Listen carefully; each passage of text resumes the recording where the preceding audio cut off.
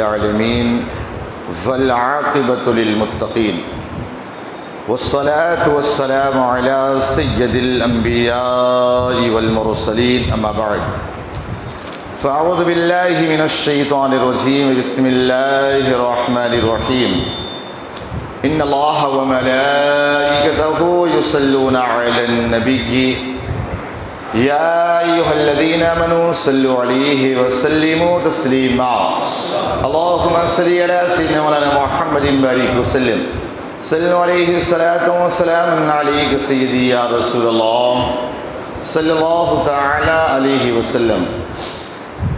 پڑھے الصلاة والسلام علیک یا رسول اللہ، الصلاة والسلام علیک یا حبیب اللہ، الصلاة والسلام علیک یا نور اللہ صلی اللہ تعالی علیہ وسلم. بسم اللہ الرحمن الرحیم. بسم اللہ دخلت وعلیہ توکلت ونویت سنت الاعتکاف. بسم اللہ الرحمن الرحیم. للرجال نصیب مما ترک الوالدان والاقربون وللنساء نصیب مما ترک الوالدان والاقربون مما قل منه او کثر نصیبا مفروضا. اور مردوں کے لیے حصہ ہے اس میں سے جو کچھ چھوڑ گئے ماں باپ اور قرابت والے، اور عورتوں کے لیے حصہ ہے اس میں سے جو چھوڑ گئے ماں باپ اور قرابت والے، ترکہ تھوڑا ہو یا بہت، حصہ ہے اندازہ باندھا ہوا. قرآن مقدس کی بہت ساری آیتیں جو ہیں، یعنی قرآن مقدس میں 3 طرح کی آیتیں ہیں. ایک وہ آیت کریمہ ہے جس کی تلاوت بھی باقی ہے اور اس کا حکم بھی باقی ہے. دوسری وہ آیت کریمہ ہے کہ جس کی تلاوت تو باقی ہے لیکن اس کا حکم باقی نہیں. اور تیسری یہ کہ وہ قرآن مقدس کی آیت مبارکہ جو تلاوت نہیں لیکن آج بھی اس کا حکم باقی ہے. جیسے میں نے جو آیت کریمہ پڑھی، یہ آیت کریمہ تلاوت میں تو ہے لیکن اس کا حکم نہیں ہے، اس کو کہتے منسوخ ہونا. اصل میں پہلے لوگ یہ کیا کرتے تھے کہ اگر انتقال کا وقت قریب آ جاتا تو اگر وہ بیٹوں سے ناراض ہوتے، اپنی بچیوں سے ناراض ہوتے، تو فوراً کہتے کہ میرے مرنے کے بعد یہ سارا مال اس کو جائے گا، سارا مال اس کو جائے گا، یہ جائے گا، یعنی اپنا مال دوسرے کو دے دیتے. اور پہلے حکم بھی یہ تھا کہ مرنے والا خود کا اس کا مال ہے، جس کو چاہے وہ مال دیتے. تو اس میں ہوتا یہ کہ بسا اوقات اس مرنے والے کے بچے اور بیویاں پریشان ہو جاتی. ظاہر سی بات ہے، شوہر تھا، باپ تھا، انتقال کر گیا تو کوئی تو سہارا نہ رہا. اس بنیاد پر وہ پریشان ہو جاتی. تو اللہ نے آیت کریمہ کا حکم ختم کر دیا اور آیت کریمہ نازل کی کہ یوصیکم اللہ. اب اللہ تعالیٰ جو تمہیں وصیت کرے گا اسی اعتبار سے تمہاری پراپرٹی بانٹی جائے. یعنی اگر انسان مر گیا ہے تو مرنے والے کی مرضی نہیں چلے گی، بلکہ مرنے کے بعد اللہ کا کلام جو کہہ رہا اس کے اعتبار سے بانٹا جائے. آپ کو بتاؤں، یہ علم میراث جو مرنے کے بعد کا ترکہ جو بانٹا جاتا ہے، اس کے بارے میں حدیث پاک میں آیا کہ آقا علیہ السلام نے ارشاد فرمایا کہ تعلموا علم الفرائض فإنها نصف العلم.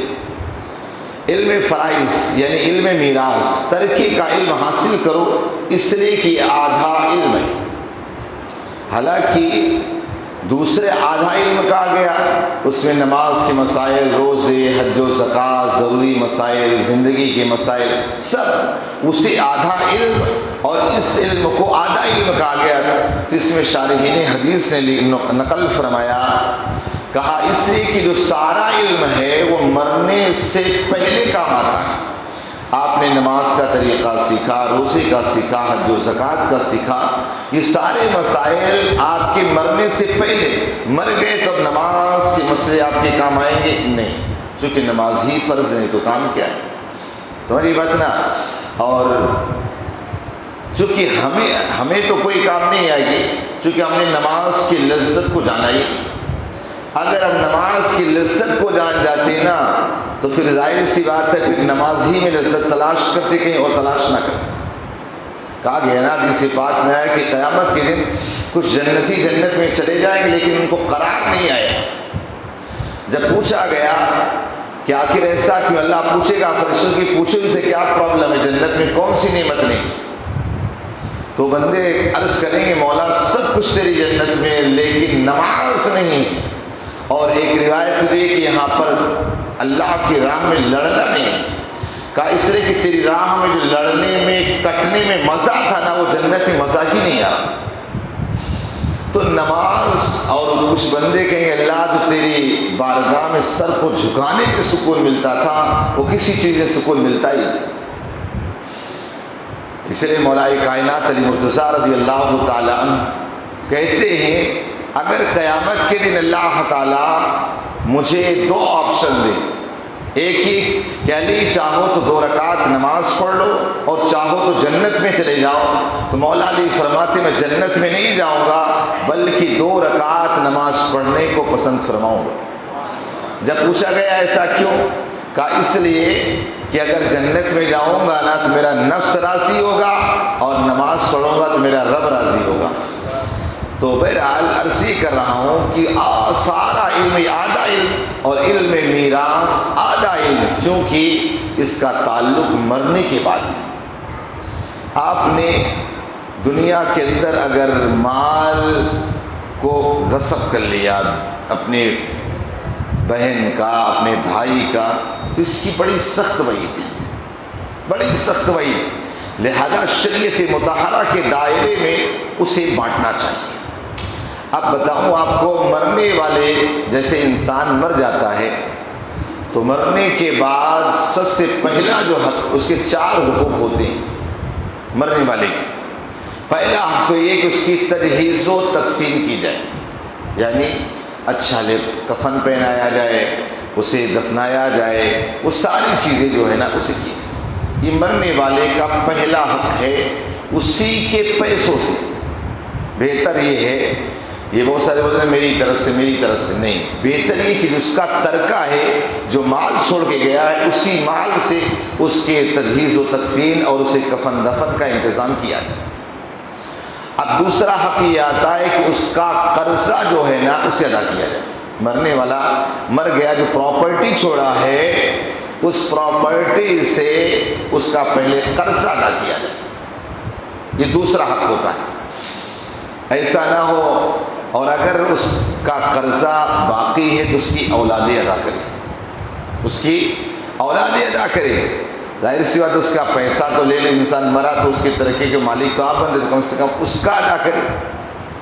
اور ہو سکے اگر آپ کی ماں ہے یا آپ کا باپ ہے تو اس کے لیے اگر وہ نماز ہی نہیں پڑھا، زکوٰۃ روزی نہیں رکھا، اس کا فدیہ دیں، اس کا فدیہ دیں، یعنی جو صدقہ فطر دیتے ہیں 2 کلو 47.5 گرام گیہوں، اتنا ایک نماز کا فدیہ دیں۔ اور دن میں کتنی نمازیں فرض ہیں؟ 5، اور ساتھ ہی ساتھ وتر، اس طرح کر کے 6 نمازوں کا پر ڈے کے حساب سے وہ فدیہ دے۔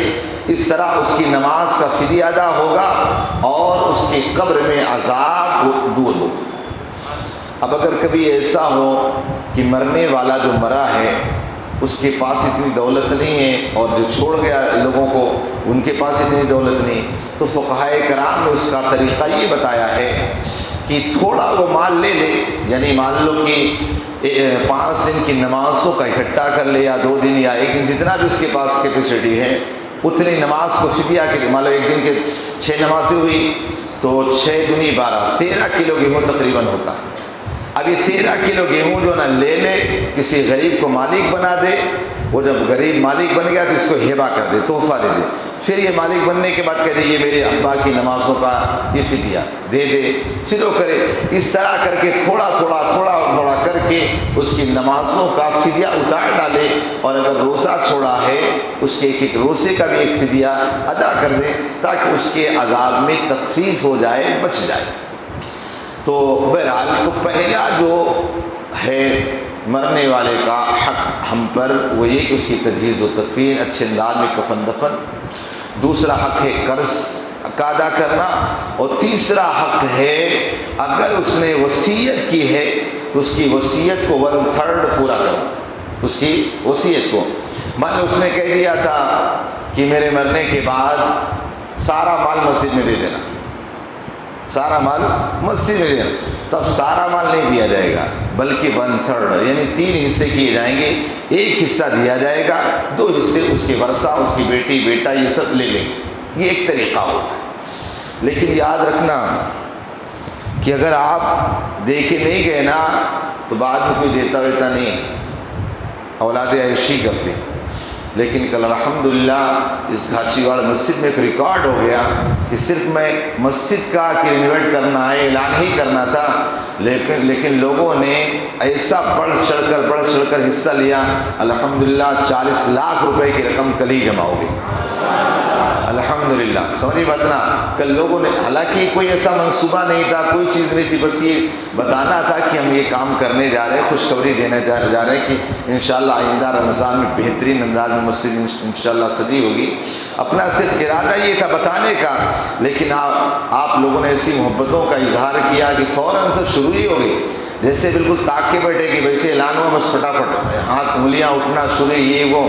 الحمدللہ یہیں پر بیٹھے وہ 3 لاکھ 4 لاکھ لکھا کے گئے. الحمدللہ بہت لوگوں نے بڑھ چڑھ کر حصہ لیا. بہرحال وہ اچھا ہی طریقہ ہے، سمجھے نا. میں نے کل ہی بولا نا، وہی یہ جو میرے جیب میں پیسہ نا یہ بھی میرا نہیں. مر جاؤں نا تو کیا ہے، میری اولادیں لیں گے یا جس کے ہاتھ لگے گا وہ لے گا. لیکن اگر میں نے اسی کو اللہ کی راہ میں دے دیا اب وہ محفوظ ہو گیا، اب اسے کوئی نہیں لے پائے گا. سمجھیں بات نا. تو وہی اپنا ہے جو اللہ کی راہ میں دے دو، ورنہ اولادوں کے لیے چاہے جتنا کروڑ چھوڑو، لاکھ اربوں چھوڑو، کچھ فائدہ نہیں. سمجھے نا، وہ سب آرام ہی کریں گے اپنے حساب سے، بس میرا ہو جائے. تو میرا مال وہی ہے جو اللہ کی راہ میں دے دیا. سمجھیں بات نا. تو بہرحال 1/3 کتنا، مرنے والے کے مال سے 1/3 وصیت کو پورا کیا جائے، یعنی 3 حصے کر کے ایک حصہ دے دیا، باقی ورثہ میں بانٹ لیا جائے. اور اس کے بعد ایک حق یہ بھی آتا ہے کہ مرنے والا مر گیا تو اس کے لیے ہمیشہ بخشش و مغفرت کی دعا کرنا. سمجھے نا. یہاں اب ظاہر سی بات ہے جن کے یہاں احصال ثواب ہی کرنا گناہ ناجائز ہو تو ان سے کیا امید کر سکتے ہو. اگر آپ کی اولاد اللہ نہ کرے بد مذہب بن جائے، جن کے یہاں فاتحہ درود کرنا یہ سب حرام ناجائز گناہ ہے، تو پھر کیا ہوگا. یہ سب دنیا کے اعتبار سے اور اپنے آپ میں چلتے آئی ایم سم تھنگ کے حساب سے. تو بہرحال اگر چاہتے ہو کہ آپ کی اولاد آپ کے لیے کچھ کرے نا تو اسے تو نیک بنانا پڑے گا. تو مرنے والے کا حق یہ کہ اس کی بخشش و مغفرت کی دعائیں کرتے رہیں اور اپنے والد کے دوستوں کے ساتھ اچھا برتاؤ کرنا. اس لیے کہ والد کا دوست بھی چچا ہوتا ہے، اس کے ساتھ اگر اچھا برتاؤ کرو گے تو ظاہر سی بات ہے تمہارے باپ کی روح خوش ہوگی. ماں کی کوئی سہیلی تھی، اس کے ساتھ اگر اچھا برتاؤ کرو گے تو آپ کی والدہ کی روح خوش ہوگی. جیسے آپ دیکھیں آقا علیہ الصلوۃ والتسلیم حضرت خدیجہ کی سہیلیوں کو بقرعید کا گوشت پہنچوانا، تحفے تحائف کبھی کبھی بھجوانا. جب آقا علیہ السلام سے پوچھا گیا کہ یا رسول اللہ صلی اللہ علیہ وسلم آپ ایسا کیوں کرتے، آقا نے ارشاد فرمایا، کہا میں اس کو اس لیے کرتا ہوں تاکہ میری خدیجہ کی روح خوش ہو جائے، میری خدیجہ کی روح خوش ہو جائے. تو یہیں سے پتہ چلا کہ ہمیں مرنے والے کے دوست کے ساتھ، ماں کی سہیلیوں کے ساتھ بھی اچھے برتاؤ کرنا چاہیے، اس سے روحیں خوش ہوتی ہیں. اب آپ دیکھیے قرآن پاک میں جو اللہ تبارک و تعالیٰ نے طریقہ بیان فرمایا ہے کہ یہ مال کو کس طور پر بانٹا جائے گا، مال کو کس طور پر بانٹا جائے گا. تو سب سے پہلا جو طریقہ بتایا، کہا باپ کا ہے. اگر باپ ہے تو اس کی 3 پوزیشن ہے. پہلا یہ کہ اگر میت کا باپ ہو اور ساتھ بیٹا بھی ہو تو باپ کو 1/6 ملے گا.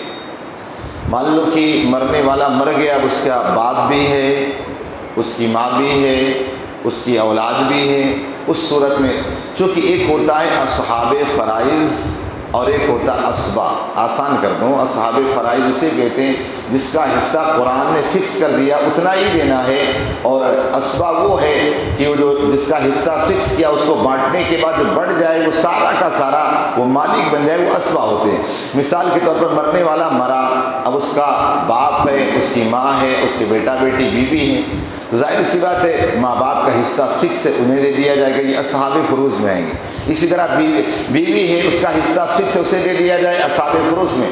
اب جو بٹے گا لڑکے اور لڑکی دونوں میں، لڑکے کو ڈبل اور لڑکی کو لڑکے سے آدھا، یعنی ایک حصہ لڑکی کو، دو حصہ لڑکے کو، اس طرح کر کے سارا بانٹ دیا جائے گی، اسبا ہوتی۔ تو باپ کو جو ملے گا حصہ جو قرآن نے بیان فرمایا ہے، پہلا یہ کہ چھٹا حصہ ملے گا اگر اس کے بیٹا ہو، اگر بیٹا ہو، اور اگر ساتھ میں بیٹی ہو، بیٹی بھی ہو، تب بھی اسے چھٹا حصہ ہی ملے گا۔ اب اگر ایسا ہو کہ مان لو باپ مرا لیکن مرنے والا انسان مرا، اس کا باپ ہے، بیٹا نہیں ہے، بیٹی ہے، تو اس صورت میں پہلے چھٹا حصہ باپ کو مل جائے گا، پھر بیٹی کو ملے گا۔ اگر ایک بیٹی ہے تو آدھا، دو بیٹی ہے تو اس صورت میں 2/3 کتنا ملے گا؟ 2/3، اور اس کے بعد جو مال بن جائے گا وہ سارا کا سارا باپ واپس مالک بن جائے گا۔ دیکھیے یہ سب مسائل ایسے آپ کو میں سمجھاتا رہوں گا تو آپ منہ پھیلائے سنتے رہو گے روزے کی حالت میں، سمجھے بات نا کہ مولانا سمجھا کیا رہے ہیں، سمجھے نا۔ یہ وراثت کا مسئلہ ہے، یہ بڑی محنت کرنے کے بعد یہ سب چیزیں آتی ہے، ایسے آسانی سے نہیں سیکھ جاؤ گے کہ ہاں چلو پڑھ لیو، ناول کیا، اس کی کہانی کتاب پڑھ لی، آپ کو آ جائیں گے۔ اس میں آپ کو گڑت بھی آپ کا پاورفل ہونا چاہیے، ساری چیزیں ہونا تب جا کے ہوگا، ورنہ بھی نکال ہی نہیں سکتے ہیں۔ تو اگر مسئلہ پیش آئے جس میں گفتگو نہ کر کے میں آپ کو سیدھی سی بات بتا دوں کہ آپ کو ہو تو آپ کسی علم والے سے جو ہے نا رابطہ قائم کر کے بتا دیں کہ میرے گھر میں بیٹا ہے، ماں ہے، فلاں ہے، ڈھماکہ ہے، اس کا طریقہ بتائیں، اور اس کے بعد پھر وہ مفتی صاحب یا جو بھی ہیں آپ کو بتا دیں گے۔ لیکن میں اگر آپ کو سمجھاتا رہوں گا تو بس آپ سنتے رہو گے تو کہو گے کیا سمجھا رہے، کچھ سمجھ میں نہیں آ رہا، اس لیے اس ٹاپک کو یہیں رکھ دیتے ہیں۔ لیکن ہاں آج ہوتا یہ کہ ہمارے یہاں اگر کسی کی پراپرٹی کا بنٹوارا ہوتا ہے نا تو کہتے نا یار وڈیل کو بلاؤ، وڈیل کو بلاتے ہیں نا، جو گھر میں مطلب وہ ہوتا بڑا اس کو بلاتے ہیں، حالانکہ وڈیل کو بیچارے کو پتہ ہی بھی نہیں ہوتا یہ ہوتا کیا ہے، سمجھے نا، وہ اپنے حساب سے اپنا دماغ لگائے گا، ہے کہ نہیں۔ لیکن ہاں اگر انسان زندہ ہے، ٹھیک ہے، زندہ ہے، تو اس صورت میں اس کو اختیار ہے، جس بیٹے کو چاہے جتنا دے دے، جس بیٹی کو چاہے جتنا دے دے، اور جہاں چاہے دے دے۔ اب جیسے ہی منصور بھائی ہمارے ہیں، اب یہ دیکھیں ان کے بیٹا بھی ہے، پوتا ہے، اب یہ چاہیں تو مسجد میں دے دیں، بیٹا کو دے دیں، پوتا کو، ابھی ان کے اوپر کوئی یہ شریعت کا حکم لاگو نہیں ہے کہ نہیں انہیں اتنا ہی ان کو دینا، نہیں، ان کے پاس مال ہے، جس کو جتنا چاہے دے دیں، نہ دیں ان کی قسمت ہے، سمجھے نا، باقی دینا جتنا ہے دے دے، اللہ تبارک و تعالیٰ توفیق جتنا دے۔ دیکھیں اللہ مال سب کو دیتا ہے لیکن خرچ کرنے کا دل کسی کسی کو دیتا ہے، سمجھے نا۔ جس طرح رات میں بہت سارے غریبوں نے ایسے قسم کے بچوں نے 11,000 لکھا ہے، سمجھے نا، جو کسی کے ہم نوکریاں کرتے 15-20 ہزار روپے، وہ 11,000 روپے لکھوائے، سمجھے نا، چھوٹے موٹے آدمیوں نے۔ یہ اللہ کی راہ میں خرچ کرنے کے لیے پہلی چیز اللہ کی توفیق، اور دوسرا جو ہے نا دل چاہیے، تب جا کر کے آدمی بندہ خرچ کرتا ہے، ورنہ بھلا پڑا تو بہت ہوتا ہے، تو اللہ سے دولت مانگے لیکن عثمان غنی والا دل بھی مانگے کہ اللہ تیری راہ میں خرچ کرنے کا جذبہ دے، سمجھے نا، ورنہ تو کیا ہے۔ تو بہرحال بتا یہ رہا تھا کہ یہ جس کو جتنا چاہے دے سکتے ہیں، ان کی مرضی پہ ڈیپینڈ ہے، مال کے ہم مالک ہیں، جس مطلب ان کو ایک بتا رہا ہوں اگزامپل کے طور پر، ورنہ تو کیا کبھی ہوتا نا لڑکے لڑکی میں جھگڑے ہو جاتے ہیں، چلو ہم کو اتنا دو، ہم کو اتنا دو، تو باپ اگر زندہ ہے نا تو پھر وہ جس کو جتنا چاہے دے سکتا، کسی کوئی قید نہیں ہے اس میں، تو یہ بات نا کہ ہاں یہ اور بات ہے کہ بہتر یہ کہ بیٹے اور بیٹیوں میں انصاف کرے تاکہ ان کے دل شکنی نہ ہو، ان کا دل نہ ٹوٹے کہ دل میں آپ کے خلاف کچھ بغض اور عداوتیں آ جائیں۔ تو بہرحال یہ علم میراث کی بحث کو ہم یہیں پر روک دیتے ہیں، ورنہ آپ کو پھر سمجھ میں نہیں آئے گا تو پھر فائدہ کیا ہے۔ بہرحال جو چیزیں موٹی چیزیں اتنا سمجھے کہ اگر لڑکا اور لڑکی ہیں تو ہمیشہ لڑکی کو ایک اور لڑکے کو ڈبل اس طرح ملے گا، بات کیا ماں کی جس کی پراپرٹی بانٹی جا رہی۔ اسی طور پر آپ دیکھیں اور بھی مسائل ہے، پھر اللہ نے کہا یہ اللہ کی حدیں ہیں، اللہ کا قانون ہے، اگر جو شخص اللہ کے اس قانون سے ہٹے گا تو ظاہر سی بات ہے وہ جہنم میں جائے گا۔ اللہ کا یہ قانون ہے۔ اگر مر گئے، دیکھیے یہاں تو الحمدللہ پھر بھی لڑکے اور لڑکیوں کو دونوں کو حصے دیے جاتے ہیں، لیکن ہمارے یہاں یو پی میں جو ہے نا نہیں دیا جاتا۔ ہمارے یہاں یو پی میں، حالانکہ میں نے اس پر پہلی بار تقریر کیا، پڑھا، بتایا سب کو نا، ہے سب آنکھیں اس طرح کر کے دیں۔ میں نے کہا لو، میں نے کہا قرآن کہتا یوصیکم اللہ فی اولادکم للذکر مثل حظ الانثیین۔ تو جانتے سکھ ہوتے کلاکار کہنے لگے حضرات آپ کو پتہ نہیں ہوگا۔ میں نے کہا آپ کو بغیر پڑھے ہوئے زیادہ پتہ ہو گیا۔ تو بولے کہ وہ جو شادی میں اسے جہیز لے کے چلی گئی۔ میں نے کہا جہیز تو تحفہ تھا، یہ اللہ کا حکم، مرو۔ میں نے کہا آپ زندہ ہو تو کہاں سے ہو سکتا ہے، مر جاتے تو ایک بات الگ سی تھی۔ تو لہذا یہ لڑکے اور لڑکی دونوں کو حصہ ملے گا۔ یہاں تو الحمدللہ کافی حد تک لوگ ویسے اگر نہ دینا بہنیں لڑکے آ کے لے ہی جاتی ہیں، میں نے ایسا بھی سنا، سمجھے نا، نہ بھی دے تو زبردستی لے کے جاتی ہے لڑکی۔ بہت ساری یہاں ایسے ڈینجر قسم کے کیسز آتے رہتے ہیں نا۔ تو بہرحال لڑکے اور لڑکی باپ کے مرنے کے بعد دونوں کا حصہ ہے، لڑکی کو ایک، لڑکے کو ڈبل حصہ ملے گا۔ تو اللہ نے کہا یہ اللہ اس کے رسول کی بات، اس کو مانو، فائدہ کیا ملے گا؟ اللہ فرمایا میں تمہیں جنت میں داخل کروں گا، اور فرمایا اگر نہیں مانو گے تو پھر تمہارا ٹھکانہ جہنم ہے۔ ٹھکانہ آج آپ دیکھیں یہ پراپرٹی ہے نا، دیکھیے بہتر یہ کسی کا 1 روپے آپ کی طرف نہ آئے بلکہ آپ کا چلا جائے، کوئی بات نہیں۔ آج ہوتا ہے بہت ساری پراپرٹیاں جو رہتی ہے نا، لوگ سالوں سال اس کو نہیں بانٹتے، ایسی پڑی رہتی، اور اس کے بعد میں آ کر ابھی چند دن پہلے ایک بندہ آیا، اس کے دادا کے زمانے کی پراپرٹی ہے، دادا پھر باپ پھر وہ پھر اس کے لڑکے۔ اب وہ کہہ رہا ہے کہ میرے دادا نے میرے ابا کے نام کیا تھا، پھر میرے ابا نے اس کے نام نہیں کیا تھا، یہ نہیں کیا تھا، وہ کیا تھا، بولے میری پھوپھی سر پہ چڑھائی، نہیں دو گے ایسا۔ میں نے کہا یار دے دو نا یار، کیا جاتا ہے، دے دو کیا جاتا ہے، اللہ نے آپ کو دیا ہی ہے، اگر دے دو گے تو کچھ نہیں جائے گا، آپ کی قسمت کا ملے گا، تھوڑا ہوگا، اللہ اسی میں برکت عطا کر دے گا۔ لیکن اگر غلط طریقے سے مان لے ہو گیا، لے لیے، تو قیامت میں بھی حساب دینا ہے، اور یہاں جو اس کی سزا ہے وہ ہے ہی۔ کچھ لوگ یہ سمجھتے ہیں کہ چلو یاد رکھنا، اس لیے بار بار بولتا ہوں کہ اللہ سے برکتیں مانگا کرے، اللہ سے برکتیں مانگا کرے، دولت نہ مانگا کرے۔ تھوڑی اللہ دولت دے لیکن اس میں برکت دے۔ آپ سوچیں ذرا، آج سے 10 سال قبل اگر جائیں، اب 20 سال 25 سال قبل جائیں تو 100 روپیہ میں اچھا خاصا بہت کچھ کام ہو جاتا تھا، لیکن آج 100 روپیہ پہلے کے 1 روپے کی طرح ہو گیا، ایک کچھ فرق پڑتا ہے۔ پہلے مطلب ایسا غربت کا دور رہتا تھا کہ بندہ سال میں 1 جوڑی کپڑا سلا لے بہت بڑی بات ہوتی ہے، ایسی غربت کے معاملات مسائل رہتے تھے کہ سال میں 1 جوڑی سلا لے۔ آج تو جس دور کے اندر ہم زندگی گزار رہے ہیں، اللہ نے بہت مال دیا ہے۔ آپ سوچیں ذرا، آج میں سمجھتا ہوں کہ سال میں 12 جوڑی سے کم جلدی کوئی سلاتا ہی نہیں، 12 جوڑی ادھر ادھر ہیرا پھیری کرتا رہتا، سمجھے نا، اس کی شادی وہ ہے تو وہ ہے۔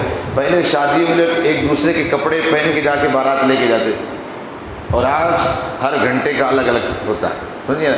تو بتا رہا ہوں کہ اللہ کا شکر ہے کہ اللہ نے آج ہمیں بہت مال دیا، فراوانی دی، اللہ نے بہت نعمتیں دی۔ اس سے پہلے اتنی نعمتیں کبھی نہیں ملی، اس سے پہلے اتنی زیادہ نعمتیں ایک دسترخوان پہ کبھی جمع نہیں ہوتی۔ دیکھ لیجیے ذرا، ایک ساتھ اتنی نعمتوں کا جمع ہونا یہ بڑا مشکل تھا۔ لیکن آج سوچ لو ذرا، پہلے لوگ گوشت کھانے کے لیے سوچتے تھے ہفتے میں 1 بار، لیکن آج تو ہر ٹائم رہتا ہے۔ تو اللہ نے آج بہت دولتیں دی۔ ابھی منصور بھائی ہیں بیچارے، دیکھو ابتداً بہت غربت رہی ہوگی، کمزوری رہی ہوگی، لیکن پھر الحمدللہ اللہ نے دیا نا۔ پہلے اتنے اچھے دن تو نہیں تھے نا، اللہ کا شکر ہے نا الحمدللہ، لیکن پہلے مشکل دور سے گزرے ہوں گے نا۔ تو پہلے بڑی دشواری والے معاملات رہتے تھے، لوگوں کو 3 ٹائم صحیح سے کھانا بھی نصیب نہیں ہوتا تھا۔ لیکن ہاں، پہلے لوگوں میں حسد نہیں تھا، بغض نہیں تھا، محبتیں تھیں، ایک دوسرے کا لوگ درد سمجھتے تھے۔ لیکن آج ہم اتنے بیگانہ ہو گئے کہ سامنے بیٹھے ہیں موبائل میں لگے، لیکن ایک دوسرے کا درد نہیں پوچھ سکتے، اور اپنی انا میں ایسے بیٹھے ہیں، میں کس سے بولوں، کیا مجھ سے کوئی کم ہو گیا؟ کوئی کم؟ حالانکہ آقا علیہ السلام نے فرمایا کہ من تواضع للہ فرفعہ اللہ، جو اللہ کے لیے جھک جاتا ہے اللہ اس کو بلند کر دیتا ہے، سمجھے نا؟ لیکن آج یہ نفرتوں کا دورہ ہے، غیر تو جو نفرت کر رہے کر ہی رہے، ہم آپس میں نفرتوں سے نہیں آتے۔ اب یاد رکھنا، بغض، حسد، کینہ، نفرت یہ دل کی بہت بڑی بیماری ہے۔ ویسے ظاہراً جسمانی اعتبار سے دل کی جو بیماریاں اتنی ساری ہے ہی ہیں، لیکن آج جس مرض کو کے لیے مطلب کثرت سے دعا کے لیے لوگ کہتے ہیں، کل کی بات کہوں کم سے کم 15-20 کیسز ایسے رہے، سب کو کینسر، سب کو کینسر، سب کو، اللہ کی بارگاہ میں۔ اسی لیے میں ہر جمعہ میں اصول بنا لیا کہ اللہ اس ہلاک کرنے والی بیماری، اس ملک مرض تباہی کرنے والی بیماری سے اللہ ہم سب کو محفوظ فرما۔ اس لیے ہمیشہ اس سے دعا بچنے کے ہمیشہ دعا کرتے ہی کرتے ہیں، اور کرنا بھی چاہیے۔ یاد رکھنا، زندگی میں 2 چیزوں کا ہمیشہ اپنے زندگی میں خیال رکھے، اللہ سے دعا کیا کرے کہ اللہ ایسی غربت اور ایسی بیماری نہ دے جو مجھے کفر کی طرف لے جائے۔ اس لیے کہ اگر ہارڈ بیماری ہو جائے، سخت بیماری، تو وہ بھی کفر کی طرف بندے کو لے جاتی ہے، پھر زبان سے اناپ شناپ نکلتے ہیں۔ اور اگر انسان بہت زیادہ غریب ہے، یہ رہا مال نہ رہنا، تب بھی اس کی زبان سے کفریہ کلمات ہی نکلتے۔ تو اللہ کی بارگاہ میں ہمیشہ دعا کرنے کہ اللہ ہمیں ایسی بیماری اور ایسی غربت غریبی سے ہم تیری پناہ مانگتے جو ہمیں کفر کی طرف لے جائے، اور اگر اللہ ایسی کوئی چیز دے تو اللہ صبر کی طاقت بھی دے۔ ہم سب دنیا دار نفس پرست ہیں، ہمارے اندر وہ طاقت نہیں ہے، اللہ ہی دے تو ہم سب صبر کر سکتے ہیں۔ آج ہوتا ہے کوئی مرض آتا ہے، انسان بالکل بے قرار ہو جاتا ہے۔ شوگر آیا تو انسان کتنا بے قرار ہوا، بی پی آیا کتنا بے قرار، لیکن یہ سوچنے کو جس طرح مجھے زندگی گزارنے کے لیے کھانا ضروری، اسی طرح یہ دوا کھانا بھی ضروری ہو، سمجھے نا؟ یہ سوچنے کو کہ اللہ تبارک و تعالیٰ نے اتنی مجھے زندگی دی تو کم سے کم اچھی تو گزری۔ آپ کو بتاؤں، حضرت رابعہ بصریہ رضی اللہ تعالیٰ نے ایک مرتبہ راستے سے گزر رہی تھی، ایک بندہ 35 سال کا نوجوان تھا، سر میں پٹی باندھنا چاہ رہا تھا۔ آپ نے اس سے پوچھا، کہا کیوں سر میں پٹی باندھا ہے؟ وہ نوجوان کہنے لگا میرے سر میں بہت درد ہے، سر میں بڑی تکلیف ہو رہی ہے۔ آپ نے فرمایا کہ کتنی تیری عمر ہے؟ کہا 35 سال۔ کہا اس سے پہلے سر درد کا نہ؟ کہا کوئی بیماری؟ کہا نہیں الحمدللہ کوئی بیماری نہیں۔ کہا 35 سال تو بیماریوں سے محفوظ رہا، تب اللہ کا شکر ادا کرتا نہ رہا، اور ایک مرتبہ سر میں درد ہو گیا تو اللہ کی شکایت سب کے سامنے کر رہا ہے، اللہ تبارک و تعالیٰ کی شکایت سب کے سامنے جا کے کر رہا ہے۔ تو آپ سوچیں اللہ کتنی نعمتیں دیتا ہے لیکن شکر کا جذبہ نہیں آتا، کتنی نعمتیں دیتا ہے لیکن ایک تکلیف آنے کے بعد ایسا واویلا مچاتے ہیں، خالی سر میں درد ہو جائے جب تک 2-4 لوگوں کو نہ بتائیں نا، یاد رکھے میں صبر ہی نہیں ہوتا۔ یاد رکھے بیماریاں جو ہے نا اپنے آپ میں جتنا اس کو گپت رکھے اچھا ہے، کسی کو بتانے کی ضرورت نہیں، چونکہ دور کے اندر اگر آپ بتاؤ گے یا تو مذاق اڑائیں گے یا تو آپ 10 دوائیاں آپ کو بتائیں گے۔ ایک مرض بتاؤ، سارے حکیم محلے میں گھوم رہے ہیں، سمجھے نا، آپ کو طرح طرح کی دوائیاں بتاتے رہیں گے۔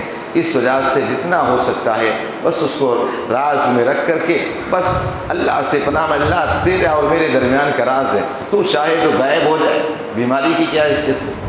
ڈاکٹر کہتے ہیں نا کہ شوگر آ گیا تو اب یہ زندگی بھر نہیں جا سکتا، یہ ہمارا عقیدہ نہیں ہونا چاہیے، یہ عقیدہ ہمارا نہیں ہونا۔ بی پی آ کے زندگی دیکھو، اللہ تعالیٰ نے ہر چیز کے لیے دوا پیدا کی، یہ اور بات ہے کہ اس پر انسان ریسرچ نہیں کر پا رہا، وہاں تک پہنچ نہیں پا رہا ہے، ورنہ اللہ نے ہر چیز سوائے موت کے، ہر چیز کے اللہ نے علاج کے لیے دوائیاں رکھی پیدا کی، لیکن اصل میں آج علاج میں بھی نا بڑے گھپلے ہو رہے ہیں، چونکہ آج کل ڈاکٹر نہیں سب ڈاکو بن چکے ہیں۔